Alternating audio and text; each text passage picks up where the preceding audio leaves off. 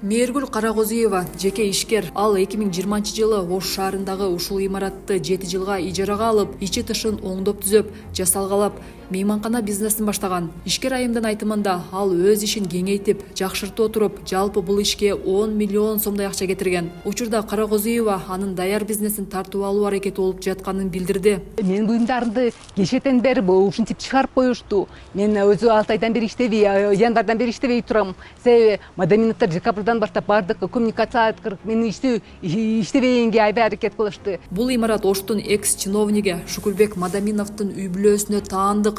Тагыраагы мүлк анын аялы Бактыгүл Мадаминовага жазылган. Карагозуеванын айтуусу боюнча Мадаминовдун үй бүлөсү эски имаратты ижарага алууга көндүртүп, оңдоп түзөтүп алгандан кийин келишимди бир тараптуу бузуп, андан кийин имаратты башка бирөөгө сатып жиберишкен. Мен бул имаратты аренда алганмын. Дагы 4 жыл иштей турган убактым бар. Договор келишимде жазылган. Орто жолдон мурунку ээси Мадаминова Кадыровага ушул жылдын февралында сатты. Мага болсо марттын ортосунда ишкирип угузду. Биз сатып жибердик. Эмисен бошотуп берди.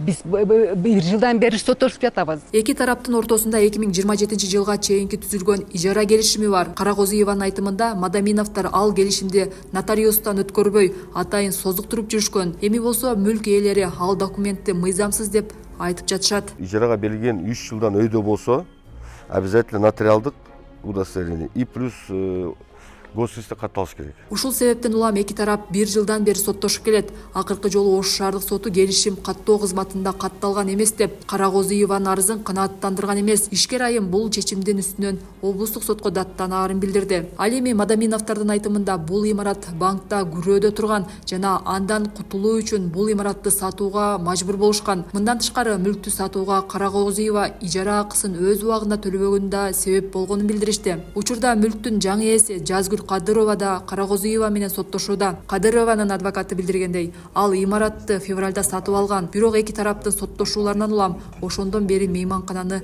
иштете албай келет. Биздин талабыбыз болгон ушул жерде ачып, биз иштетүү. Эгерде Мадаминова менен Карагозуеванын өзүнүн жеке маселелери боло турган болсо, алар бул жерде аралаштырбай туруп, өздөрүнүн келишими негизинде соттошуп жүргүзүп алат. Учурда Карагозуеванын мейманканасына таандык буюмдар эшикке чыгарылып, жаңы ээлери ал жерге акырындан жайгаша баштады. Азыр Карагозуева буюм тайымдарын кайда алып бараарын билбей турат. Ал майыптыгы бар жалгыз бой эне болгонуна карабастан, ушул мейманкана үчүн көп эмгек, каражат жумшаганын айтууда. Мындан тышкары мамлекеттик органдар экс-чиновникти калкалап жатканын айтып, бийлик башчыларына жардам сурап кайрылды. Урматтуу президент Садыр Нуркожоевич, Камчыбек Кадышаевич, менин маселеме улуттук көңүл бөлүп, өзүңүздөр көзөмөлдөп койсоңуздар сураныч. Эске салсак, Шукурбек Мадаминов Ош шаардык капиталдык курулуш башкармалыгын 5 жыл жетектеп, ал тууралуу журналисттик иликтөө чыккандан кийин өз каалоосу менен арыз жазып кызматынан кеткен. Медиа хаб менен Т-медианын журналисттеринин иликтөөсүнө ылайык Мадаминов башкармалыкты жетектеп турган маалда мекеме өткөргөн тендерди чиновникке байланыштуу компаниялар утуп турган. Прокуратура бул боюнча териштирүү баштап, жыйынтыгы белгисиз кылган. Бирок көп өтпөй Мадаминов мэриянын балансындагы кызматтык унааны алып, айрым тетиктери жок кайтарганы үчүн